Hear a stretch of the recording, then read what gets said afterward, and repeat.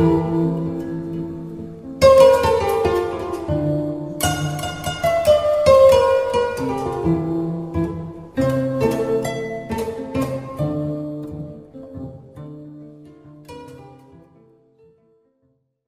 Cissé, chargé de projet à ENDA Énergie et point focal du programme accélérateur régional sur le Nexus changement climatique et santé financé par la fondation Sanofi et conduit par le consortium ENDA Énergie, ENDA Santé, ENDA Tiers-Monde, le secrétariat exécutif et l'UGB. Aujourd'hui, depuis hier, j'allais même dire, nous sommes réunis ici dans le cadre d'un atelier de plaidoyer national sur la prise en compte des questions sanitaires dans les politiques climatiques du Sénégal. L'objectif, c'est à la suite de pratiquement un an de mise en œuvre des activités du programme accélérateur à l'échelle pays, à travers deux entités, c'est-à-dire le GIE des éco-gardes de la langue de Barbarie et l'URAPD, une ONG de droit sénégalais basée à Bambey.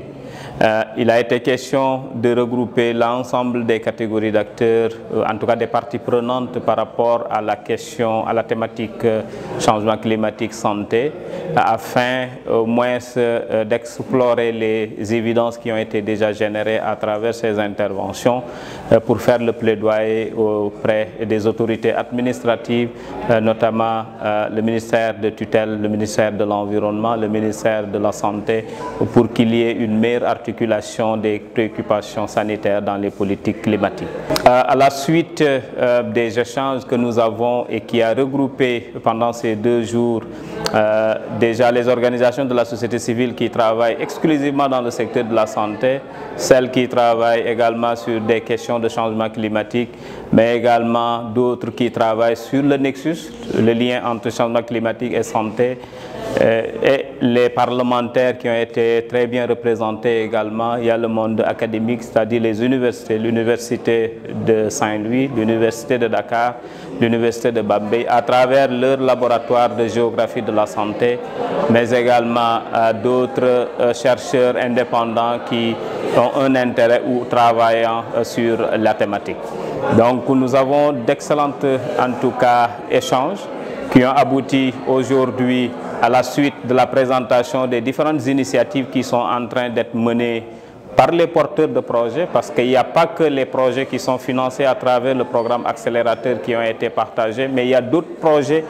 qui sont en train d'être mis en œuvre par d'autres entités de la société civile et qui aujourd'hui ont été partagés durant ces 2 jours. À la suite de ces présentations, nous avons également l'académie à travers les différents laboratoires de géographie de santé de ces 3 universités qui ont partagé leur expérience en matière de recherche sur le nexus changement climatique et santé, renforcée par l'ANACIM à travers ces actions d'alerte précoce liées aux vagues de chaleur, mais également renforcé par le régional médical de Saint-Louis, le régional médical de Matam en termes de données liées à certaines pathologies qui peuvent ou qui potentiellement ont été en tout cas dues au phénomène climatique, notamment aux vagues de chaleur. Il a été question à la suite en tout cas de ces différents exercices de partage, d'expérience, d'aller vers une feuille de route pour au moins accentuer le plaidoyer sur des actions circonscrites et qui sont structurées par rapport aux différents défis et enjeux qui ont été identifiés et qui méritent d'être en tout cas une meilleure prise en charge pour que le nexus changement climatique et santé soit une réalité. Donc le bailleur a eu raison de lancer un tel type de programme? Évidemment, le bailleur, la fondation Sanofi a bel et bien raison en tout cas de lancer cette initiative. Nous sommes convaincus. Et je pense que lors de ces échanges, ça a revenu à maintes reprises qu'effectivement, il y a beaucoup de pathologies aujourd'hui qui sont observées et qui potentiellement peuvent être liées au phénomène climatique. Mais Toujours en est-il que ça nécessite des recherches supplémentaires, des études supplémentaires pour mieux en tout cas étayer ces propos afin vraiment d'établir la causalité entre pathologies observées surtout dans la zone nord, notamment dans la région de Saint-Louis, la région de Matam et un peu dans la zone sud-est, dans le département de Bakel, pour qu'au moins qu'on parvient à faire le lien exact entre ces pathologies et les phénomènes climatiques. Raison pour laquelle, affirmatif, le partenaire avait bel et bien raison, en tout cas, d'avoir cette initiative pour au moins qu'on ait une meilleure prise en charge des questions de santé dans les politiques climatiques du Sénégal. Le Sénégal en est un exemple à la matière parce qu'il y a rares pays qui aujourd'hui ont dans le cadre de leur CDN une préoccupation, en tout cas une composante dédiée au plan national d'adaptation, surtout le volet adaptation qui a été en tout cas axé sur le secteur de la santé, mais le Sénégal heureusement a déjà pris en charge cette question, mais avec en tout cas des manquements qui méritent d'être pris en compte. Et je pense que lors de la présentation du ministère de la Santé, il a été relevé qu'effectivement des actions sont en cours. L'État a fait des initiatives dans ce sens, mais avec des faiblesses, et ces faiblesses méritent en tout cas d'être corrigées. Et je pense que la feuille de route nous aidera à au moins retravailler tout ceci pour qu'au moins qu'on ait un PNA santé qui rime avec les ambitions ou les défis et les enjeux du moment. Next Steps, c'est à la suite d'une feuille de route déjà établie parce que le plaidoyer, comme on l'a dit, l'activité organisée par Enda Energy dans le cadre de ce consortium, donc c'est une activité de plaidoyer. Le plaidoyer, c'est tout un processus. Et pour faire le plaidoyer également, il faut des évidences. Ces évidences, c'est des évidences générées par les actions que nous sommes en train de faire sur le terrain à travers les projets financés à travers l'accélérateur, mais c'est également d'autres initiatives déroulées par d'autres partenaires sociaux, que ce soit des organisations de la société civile ou le monde académique à travers les initiatives de recherche. À la suite du partage de ces différentes évidences qui ont été générées par les différentes actions qui sont en cours et d'autres qui sont déjà mises en œuvre, je pense que la suite, comme le plaidoyer c'est un processus, c'est d'utiliser ces évidences pour qu'on ait en tout cas une feuille de route assez élaborée et qui pourra nous aider à mener des actions conformément aux orientations de la feuille de route pour qu'au moins qu'on ait in fine une prise en compte définitive des questions sanitaires dans les politiques climatiques, mais également une prise en charge des préoccupations environnementales dans les politiques sanitaires. On peut dire que l'objectif a été atteint. C'est assez rare de voir des initiatives pareilles. Regrouper le monde de la recherche, les autorités administratives à travers les deux tutelles, la santé et l'environnement, regrouper également les autres organisations de la société civile, en tout cas une bonne partie qui travaille sur ces thématiques. Et aujourd'hui, ça a permis à l'ensemble des parties prenantes d'avoir une idée de ce que l'un est en train de faire sur le terrain à mon insu et qui peut être complémentaire par rapport à mes activités. Donc rien que en tout cas cette opportunité, moi je peux dire que l'objectif a été atteint. Mieux encore parce que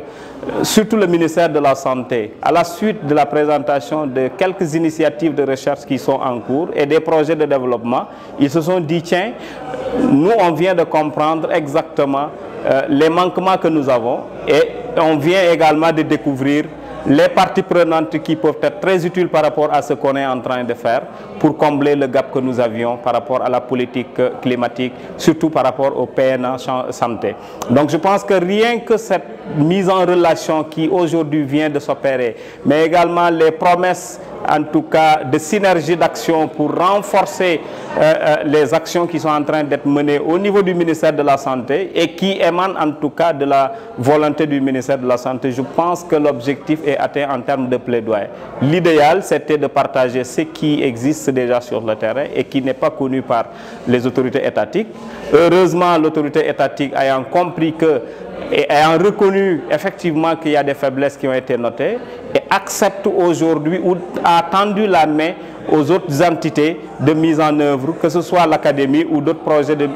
développement, pour au moins qu'il y ait une synergie d'action entre la tutelle et bien entendu ces différentes initiatives qui existent. Je pense que ne serait-ce qu'à travers cette cet acte, nous pouvons en tout cas dire que l'objectif a été atteint. C'est un atelier de plaidoyer pour qu'on prenne en charge les préoccupations sanitaires dans les politiques climatiques, vice-versa. Aujourd'hui, des évidences sont générées et des manquements ont été observés du côté de l'État. L'État a tendu la main à toutes ses parties prenantes pour qu'ensemble, qu'on soit fort et pour qu'on parvienne à atteindre l'objectif visé à travers ce programme. Effectivement, nous sommes à la première cohorte, donc ce qui fait que ce qui est évident, c'est quand il y a action de développement sur le terrain avec des évidences, quand il y a recherche avec des résultats probants et rangés dans des tiroirs, naturellement, ma foi, on n'aura pas atteint l'objectif. L'objectif de ce programme accélérateur, c'est qu'il y ait un lien ou en tout cas une synergie entre changement climatique et santé pour régler de façon durable, en tout cas, les préoccupations sanitaires que les communautés ont. Il y a peu de recherches dans ce sens, il y a peu d'initiatives dans ce sens. Beaucoup de pathologies